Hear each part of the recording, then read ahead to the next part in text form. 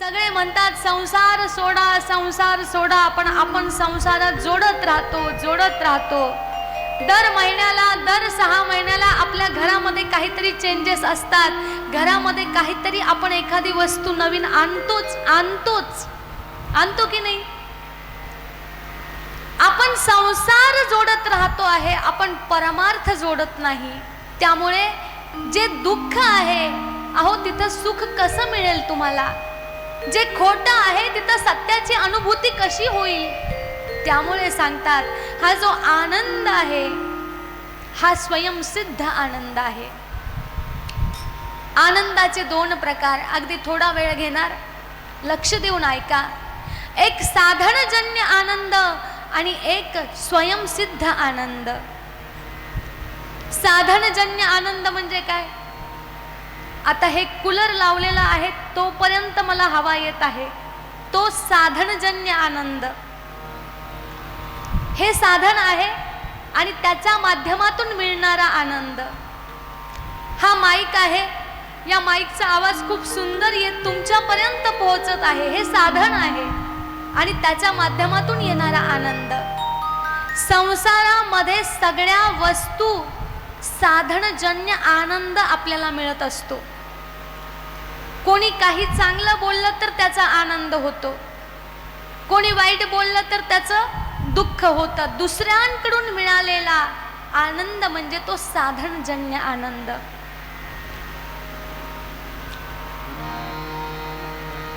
तो स्थळ काळ सापेक्ष असतो. पुन्हा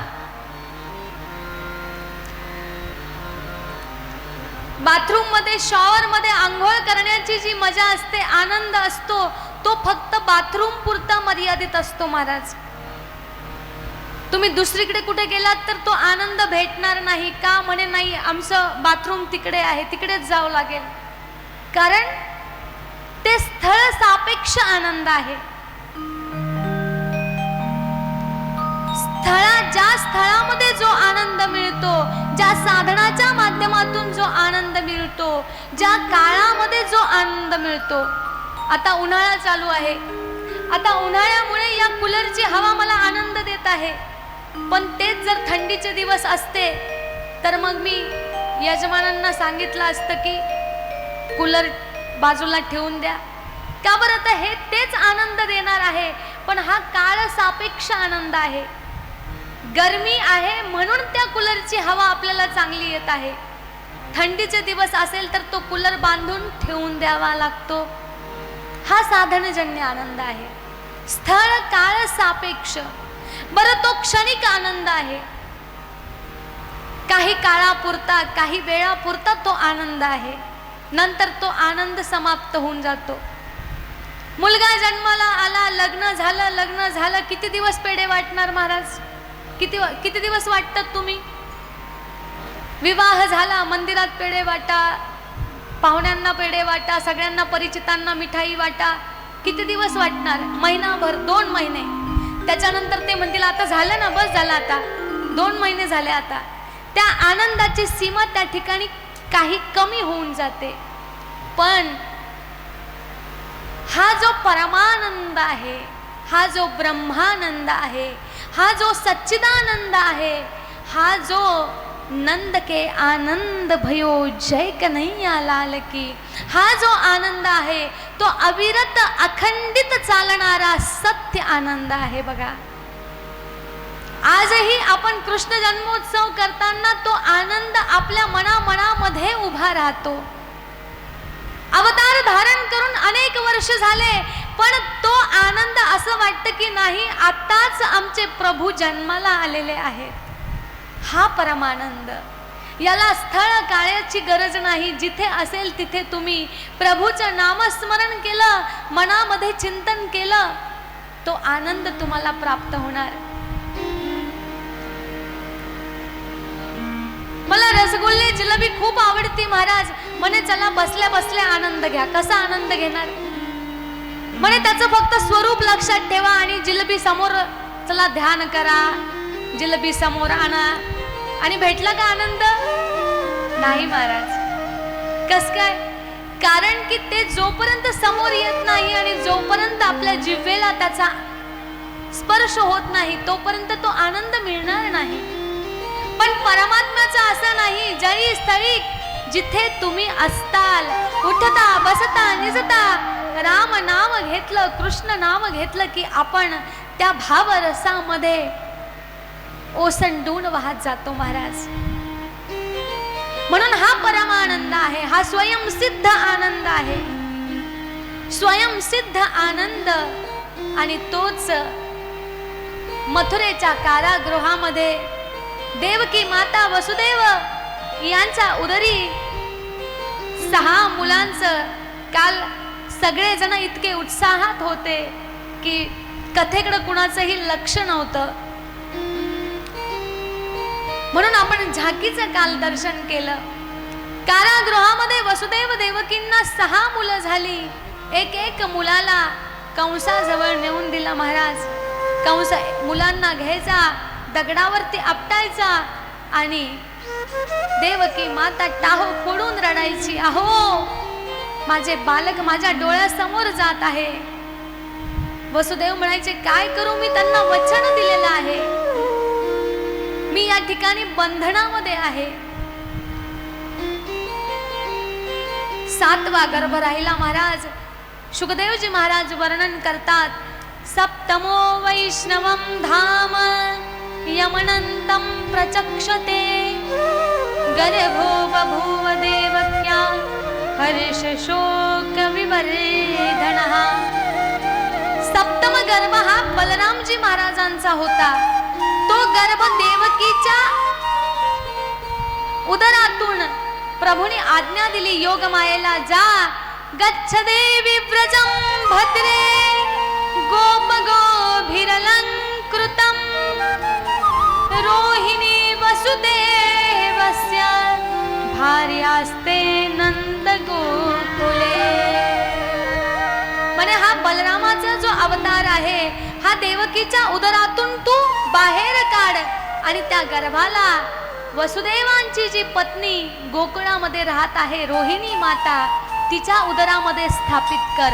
हे कार्य आमच्या देवी भगवती मातेला सांगितलं. गच्छ देवी व्रजं भद्रे. आणि विष्णू परमात्म्याची इच्छा ऐकून आमच्या मातेनं ते कार्य त्या ठिकाणी संपूर्ण केलं. तो गर्भ नाहीसा झाला. हर्ष शोक विवर्धनः. अरे 7वा आला होता पण गेला, गर्भच नाहीसा झाला, मुलगा जन्माला आला नाही. कंस व्याकुळ झाला, त्याला वाटलं आता 8वा गर्भ येणार आहे, 8वा आता येणार आहे. कडक बंदोबस्त केलेला आहे, सैनिक सेनापती सगळे वाढवलेले आहेत, सुरक्षा जास्तीत जास्त ठेवण्यात आली आहे.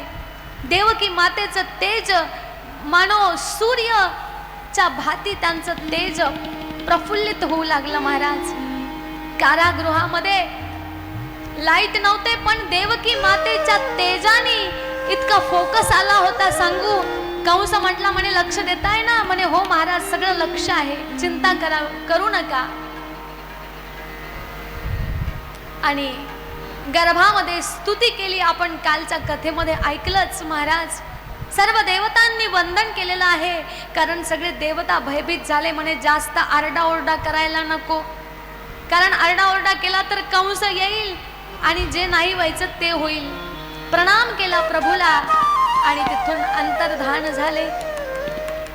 ती घटिका जवळ आली. ते मुहूर्त भाद्रपद अष्टमी आणि महाराज रात्रीचे 12 वाजता समय तो आलेला आहे. देवकी मातेच्या गर्भातून परमात्म्याने अवतार धारण केला. तमदे भूतम बालकम भुजेक्षणं चतुर्भुजं शंखगदायुधायुधं श्रीवत्सलक्ष्मं गलशोभिकौस्तुभं पीताम्बरात् सान्द्रपयोधसौभगं. तेजपुंज असं कारागृह झालेलं आहे आणि परमात्मा चतुर्भुज स्वरूपामध्ये साक्षात विष्णू भगवंत त्या ठिकाणी दर्शन द्यायला आलेला आहे. गोपाल कृष्ण भगवान की जय.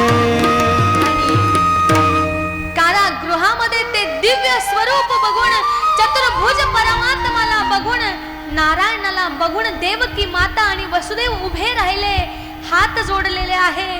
पण देवकी माता म्हणली, अरे तुला मी पुत्र रूपाने मागितलं होतं, तू तर माझा पिता बनून आला, तुला हे चतुर्भुज रूप धारण करून येण्यासाठी नव्हतं सांगितलं.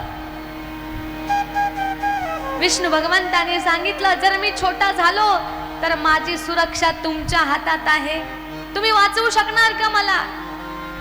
पण म्हणे महाराज, आम्ही इतक्या वर्षांची तपस्या केली, इतक्या कल्पापासून तपस्या केली की भगवान नारायण आम्हाला पुत्र रूपामध्ये प्राप्त व्हावे. आज ती घडी आलेली आहे, मला तुम्हाला मांडीवर घ्यायचं आहे, मला तुम्हाला स्तनपान करवायचे आहे.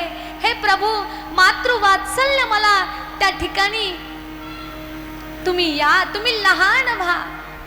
प्रभूंनी सांगितलं, मी लहान होण्याच्या आधी तुम्हाला दर्शन दिलं आणि वसुदेवजींना सांगितलं की माझा आता मला ताबडतोब इथून गोकुळला रवाना करा, इथे ठेवू नका. म्हणे कसं? ती जाण्याची व्यवस्था मी सगळी करतो, फक्त मी तुम्हाला जे सांगेल ते तुम्ही ऐका. वसुदेवजी महाराजांनी आज्ञा, जो आज्ञा प्रभू, असं सांगितलं. आणि आमचे चतुर्भुज नारायण दो भुजामध्ये छोटेसे बालक रूपामध्ये किलकारी करत रडत रडत आमच्या देवकी मातेच्या मांडीवर आलेले आहे. देवकी मातेनं डोळे भरून माझ्या कन्हैयाला पाहिलं, आनंद झालेला आहे. स्वागतम कृष्णा, स्वागतम कृष्णा. प्रभूला बघून इतकं मन तृप्त झालं. आहा, काय डोळे सुंदर आहे. वसुदेव म्हणले, देवकी लवकर आटप, लवकर जायला सांगितलं आहे. कंसाला जर बातमी कळाली, आता कृष्ण कन्हैया रडायला लागले, तो आवाज ऐकून सगळे सैनिक जागे होतील, चल लवकर दे मला. छोटीशी टोपली होती, त्या टोपलीमध्ये आमच्या कन्हैयाजींना घेतलं आणि महाराज जसं आमच्या कन्हैयाला डोक्यावरती घेतलं, वसुदेवजी महाराजांच्या हातातले जेवढ्या जाळे होते ना, तुरुंगामध्ये घातलेले कडे, ते सगळे निसटून खाली पडले. आणि आमचे वसुदेवजी महाराज पुढे निघायला लागले. द्वार बंद होते, आपोआप एक एक द्वार खुलत चालले. योग माया त्या ठिकाणी आलेली आहे.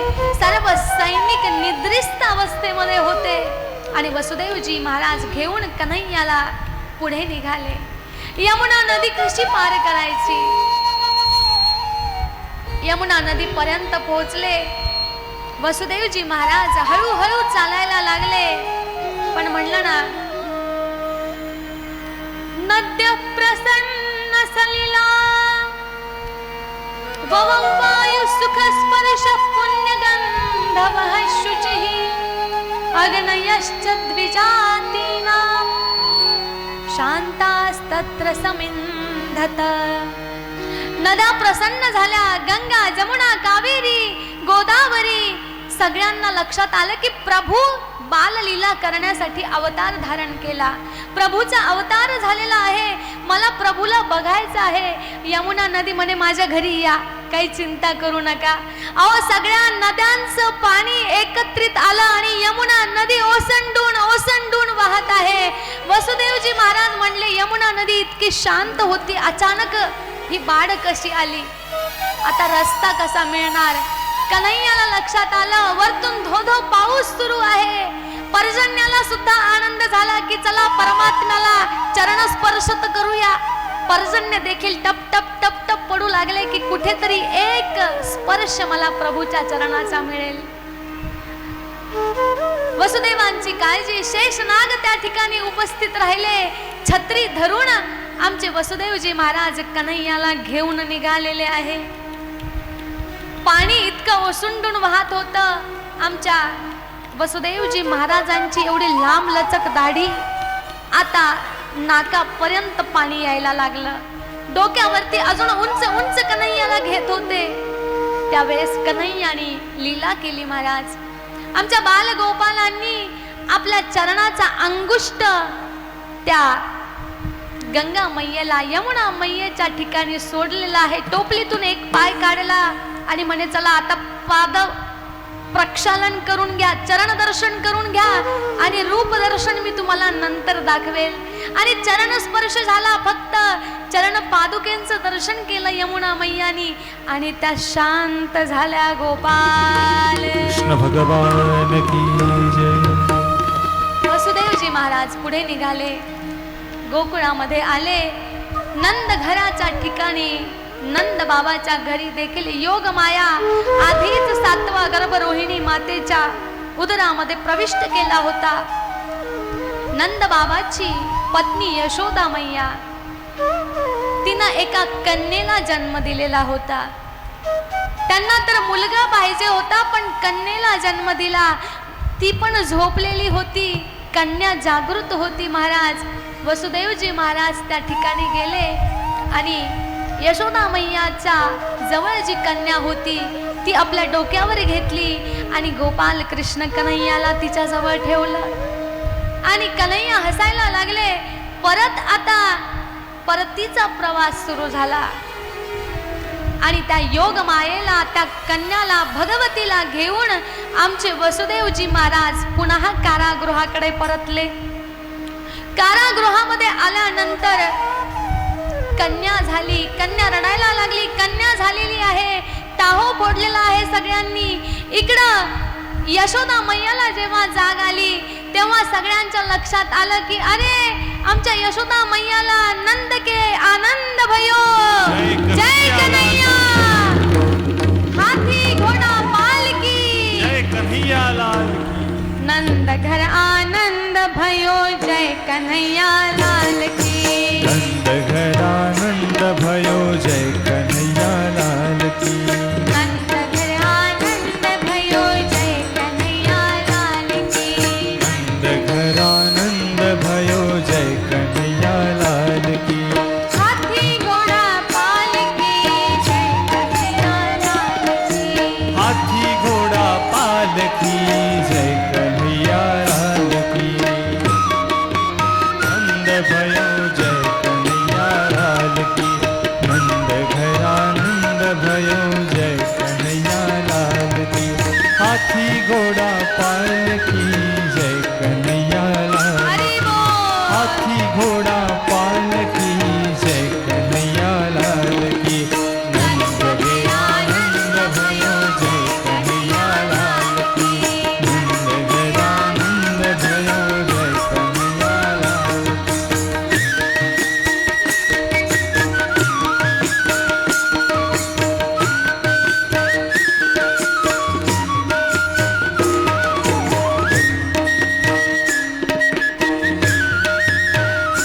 हरि बोल.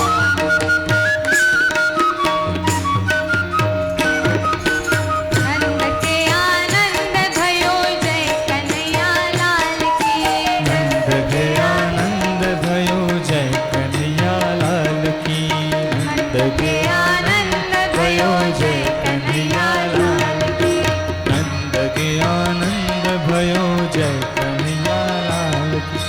जय कन्हैया लाल की. बोलो जय कन्हैया लाल की. जय कन्हैया लाल की. बोलो जय कन्हैया लाल की. जय कन्हैया लाल की. बोलो जय कन्हैया लाल की. जय कन्हैया लाल की. बोलो जय कन्हैया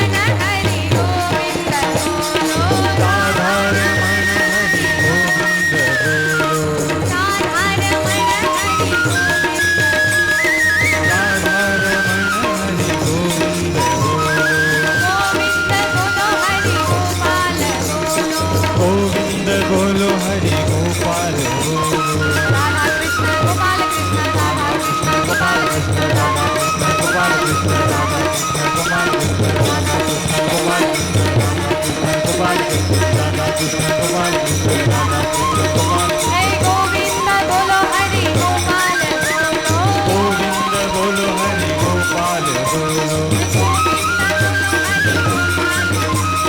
गोविंद बोलो हरि गोपाल बोलो गोपाल कृष्ण भगवान